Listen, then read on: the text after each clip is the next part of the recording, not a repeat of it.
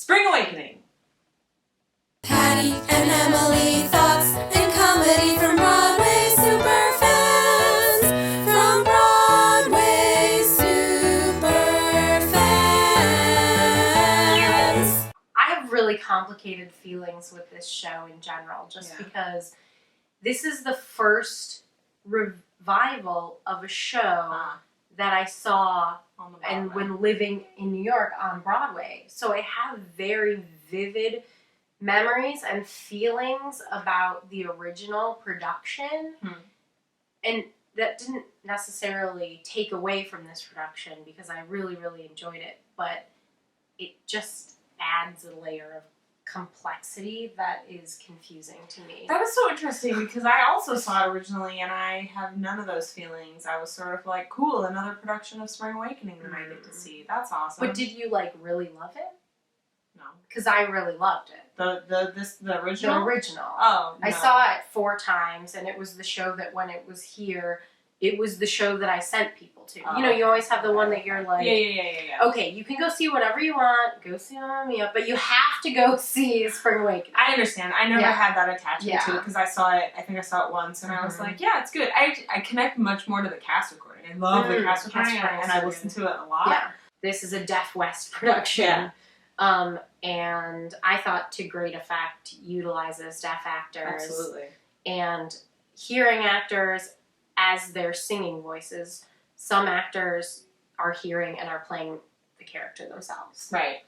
Yeah, it was cool. I definitely loved, the deaf aspect of it. I thought was awesome. I thought it really worked and was the way that they interacted with each other and the way they had different people speaking for different people at different times, I loved it, and I thought it was amazing, and it totally worked. I did think that there was some inconsistencies in the way the deaf actors and the hearing actors and their shadow selves were utilized. I thought sometimes it felt like the, hearing person to the deaf actor was like their inner monologue, and I loved that. And then sometimes I felt like they weren't interacting at all. And I thought it was inconsistent, and when it worked, it was so good. Yeah.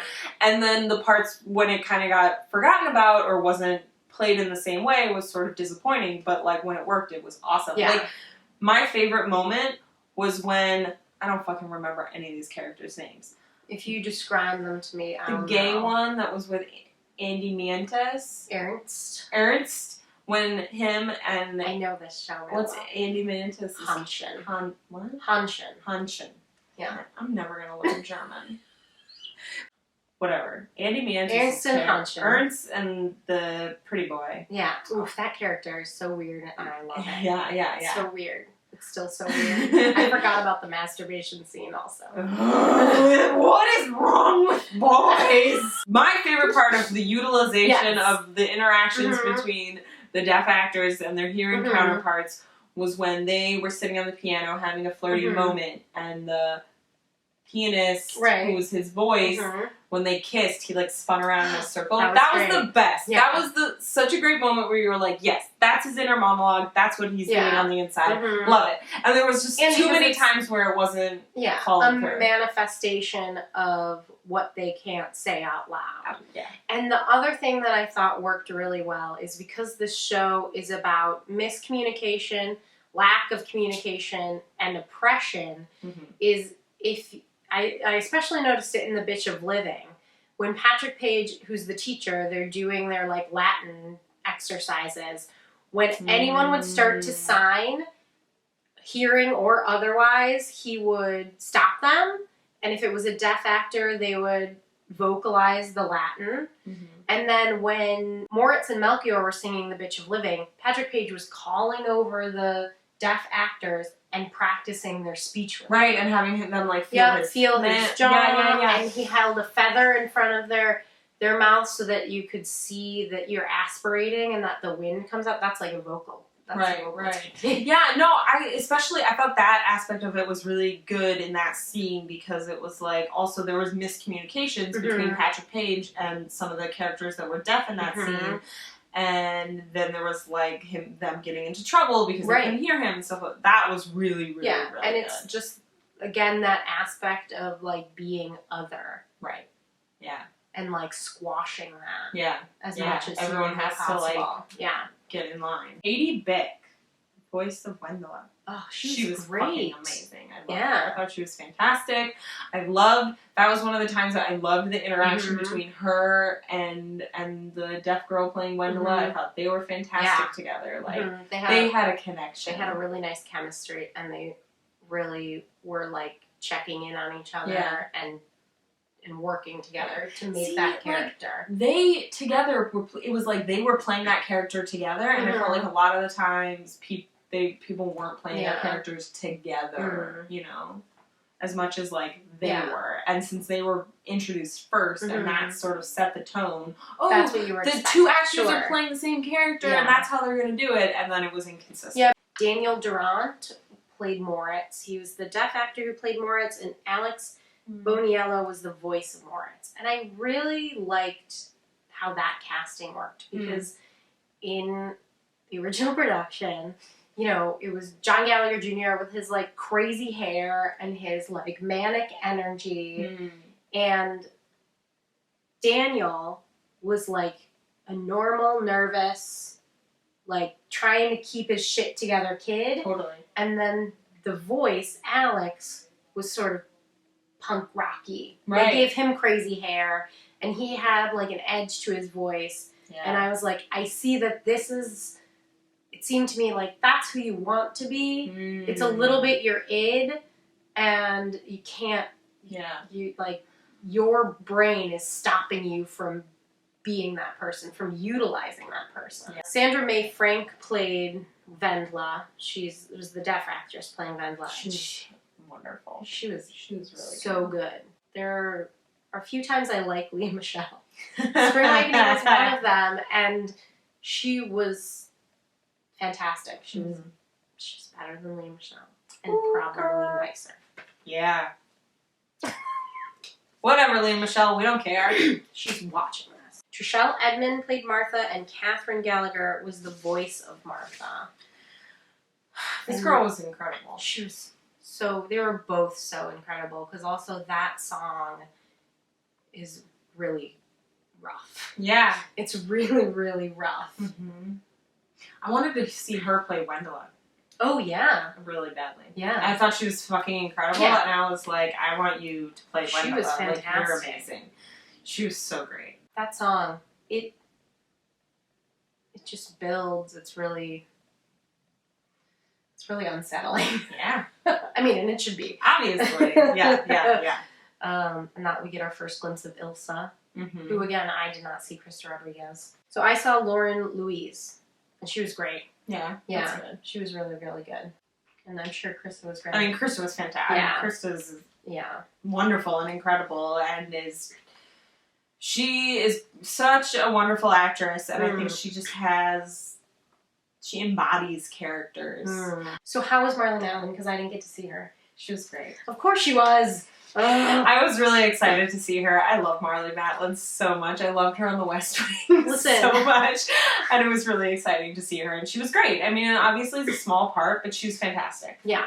I saw Elizabeth Greene, who was great. She's the understudy. She has like a very like kind face, which really works for that character. Yeah. Frau, whatever her name is. Camryn Manheim.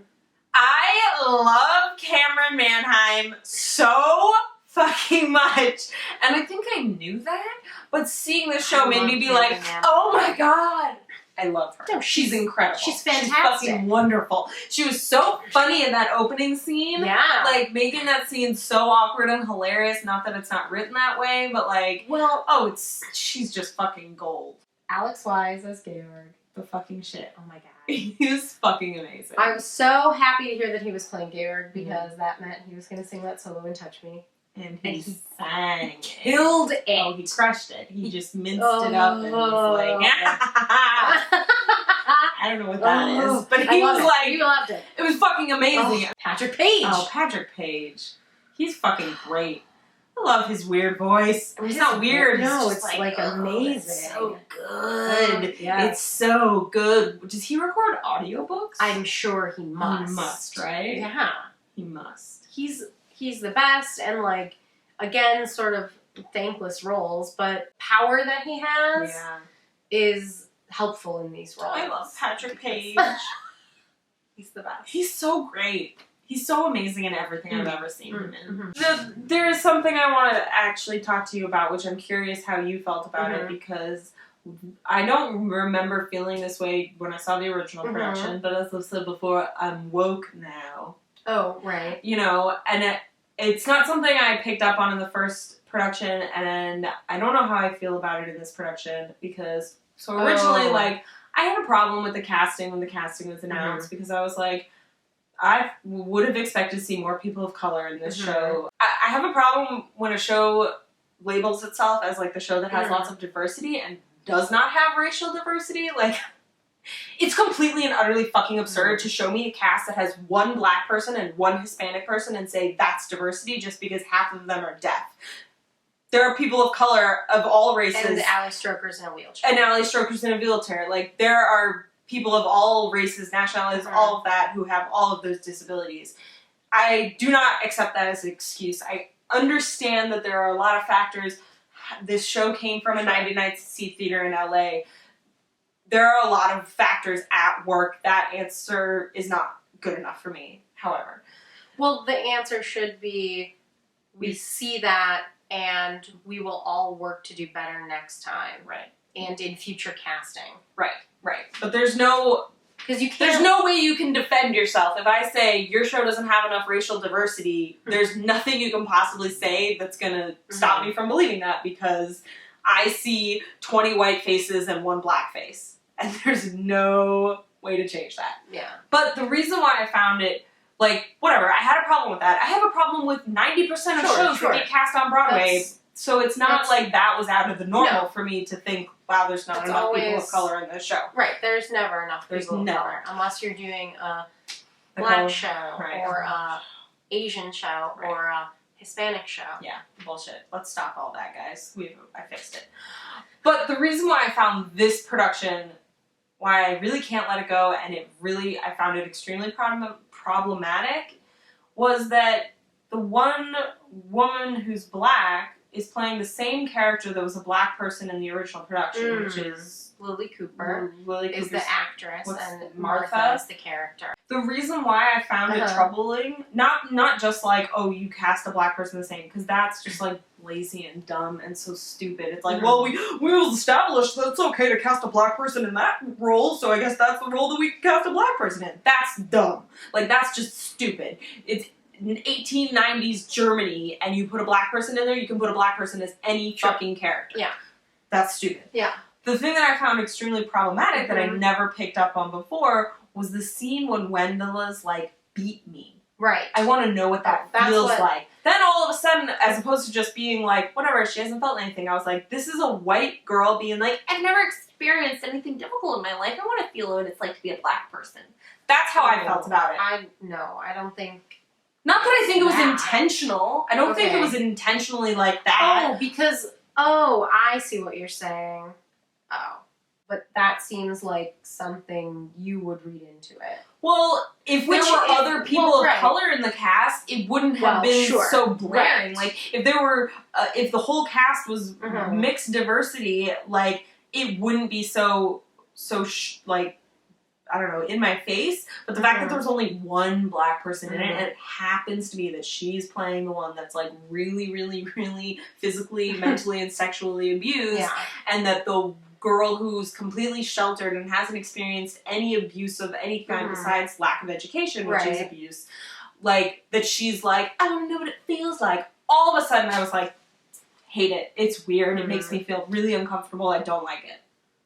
And I think if there were more people of color in the cast, it wouldn't show up so strongly, because you wouldn't be like, the only black person is that one. You'd be like, I mean, there's lots of black people, and that one has to be.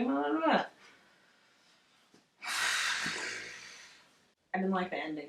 I didn't understand it. I was fine with the ending. And in fact, when you asked me how I felt about the ending, I didn't even remember what you may or may not be asking about. Well, first of all, like, I think, I don't know, like, she died, and then, what? Don't you think that, like, 95% of people that I've talked to are like, yeah, why is Song of Purple Summer in the show? Cut it. No. Yes! But it's not there. But I only am saying no because it's a beautiful fucking song. Well, I don't deny that. It's just an epilogue. It's not meant to be part of the story. But it's like a curtain call song. well, and then I'm why fine do they with all that. walk in the forest? Because they decided to not make it a curtain call song. I'm fine with making it a curtain call song. I'm fine. Keep it in the show, but maybe just the direction that's happening in this production, the pause in between the end of the song right before it was too long. That's true. And everyone thought That's the show true. was over. And then everyone was so Yeah. confused. And I have seen the show and have listened to the cast recording, and I was so confused and was like, what's happening? Are we doing a curtain call? No, this is still a song. Now they're going into a forest. What? Hated it. Definitely the show should end before that song. Affect me Cut emotionally. It's a great song, but I was fine with it. Yeah. Cut it. And don't cut that song. Cut it. Don't do it. Cut I'll it. cut you if you cut that song. That song shimmers, motherfuckers! It's a great song, but it doesn't belong there. It does if it's used properly. Well, it wasn't. Which I was fine with the way it was used here, too. I wasn't. I know. From Broadway Superfans. It's like, I forgot, too, only because I was like, Marlee Matlin, not into it. And then I was like, oh, Camryn Manheim.